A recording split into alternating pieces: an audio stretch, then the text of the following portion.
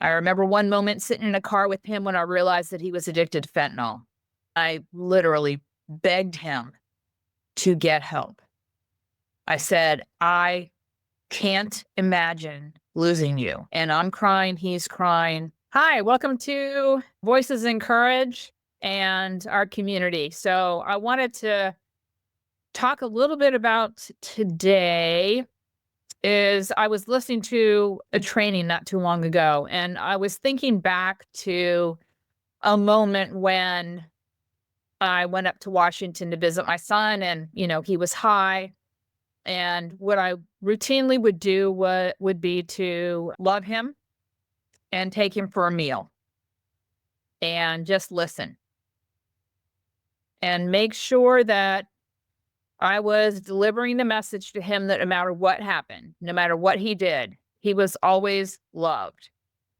And so if you're loving somebody who, they're high and they're not abusing you, or, they're not throwing a temper tantrum, they're not, doing destructive things. There are three decisions that you're going to make in that moment. And that is, what am I going to focus on? The first one is, what am I going to focus on? In that moment, when I would arrive and find my son, what was I going to focus on? And what I was intentionally focused on was loving him in that moment, seeing beyond the package of addiction and seeing into who he really is, who I know him to be. And as long as we were having, a non-destructive conversation, a non-anger, a conversations that were calm as best they could be, and just sharing a meal, I could, in all good conscience, focus on loving him in the midst of his addiction. That was a choice that I made, that I was going to see beyond his addiction and continue to see the young man that I knew and loved, who was extraordinary.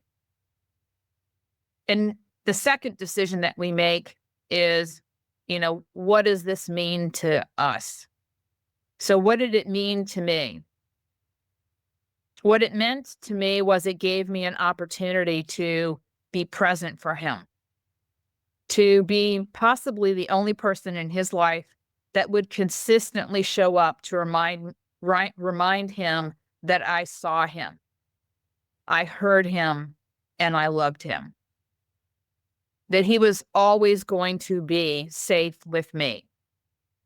I wasn't going to fix it. I wasn't going to try to control it. I wasn't going to try and force him into doing something that he wasn't ready to do. Now, don't get me wrong. There were moments when I remember one moment sitting in a car with him when I realized that he was addicted to fentanyl. And I literally begged him to get help. I said, "I can't imagine losing you." And I'm crying, he's crying. And then as I drove home to Oregon after that experience, I realized he's got enough shame going on with who he really is, doing all these things that are absolutely out of alignment in values and who he is. He doesn't need me laying that on him.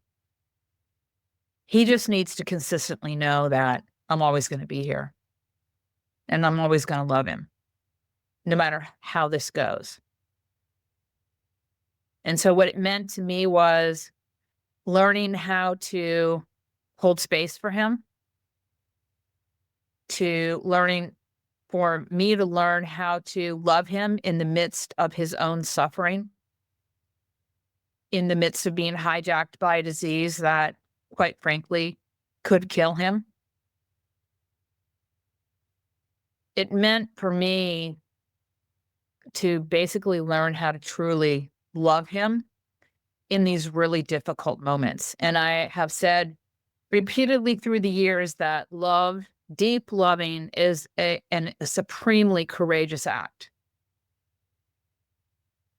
Because true love isn't about control. It's not about fixing. It's not about manipulating. It's not about any of those things. It really is about seeing the best version of who I'm working with, who I'm talking to, including Sam, in the midst of great suffering. And the final decision is, what am I going to do? And I've already touched on some of those things that I did. Those were the things that I did in real time when I was, with him. What I did for myself in the other times and days and months and years was I learned to take care of myself. I learned to feel all the raw emotions and let those feelings move through me and leave me. I learned to take care of myself. I have a regular routine. I wake up in gratitude every morning. I stretch. I listen to positive intelligence work. I go to the gym. I eat healthy. I don't drink. I don't do drugs. I don't do any things along those lines. I don't drink. I don't have caffeine. I eat pretty clean. I do work that I love. I work with people that I love. And I have periodic breaks throughout the day that give my brain a little bit of a rest. I do gratitude in the evening. I limit my news consumption. I am blessed to have created communities around me that see me, hear me, and love me. I am gentle with myself. I'm compassionate with myself. I create space of grace for myself and for others. So, and I have spiritual routines that I do every single day. So building routines into my day that support me in who I want to be in the world and who I want to be as Sam's mom, no matter what's going on, has given me a platform of certainty about who I am and what I'm up to, and helps me maintain that intentionality on my part. Oh, another thing is I have a pretty clear sleep routine and regimen, because sleep is absolutely mission critical. Deep sleep, dream sleep, the quality of sleep truly, truly matters. So making sure that all of those things are taken care of so that I can operate at the highest level possible. So again, I'm just going to go back through this.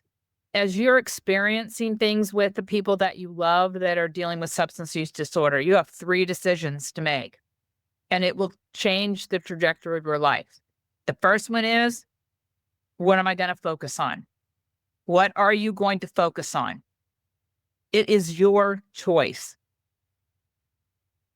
Number 2, what meaning are you going to bring to what you focus on?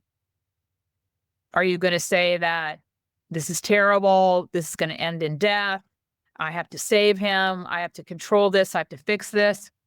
Are you going to recognize that you're dealing with an adult and they're on their own journey?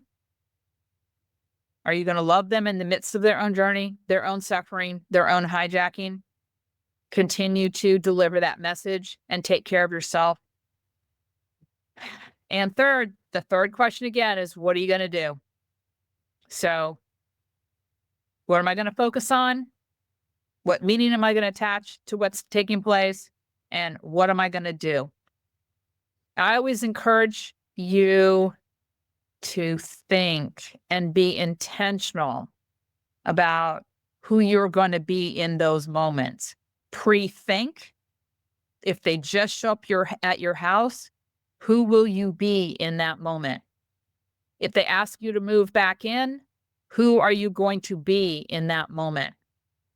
If they ask you for money, Who are you going to be in that moment? Practice, because these are all the things that will happen for you when they go to jail. If they go to jail and you get a phone call pleading for money, who are you going to be in that moment?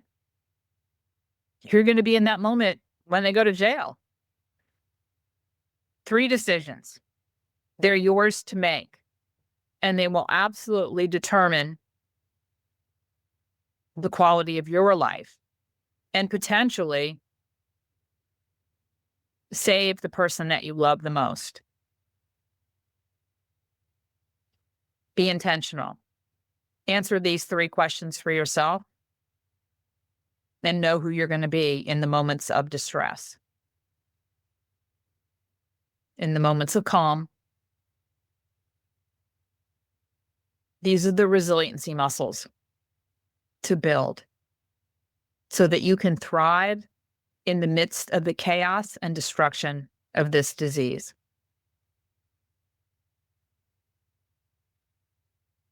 Live well, thrive, take care of yourself, love those that you care the most about.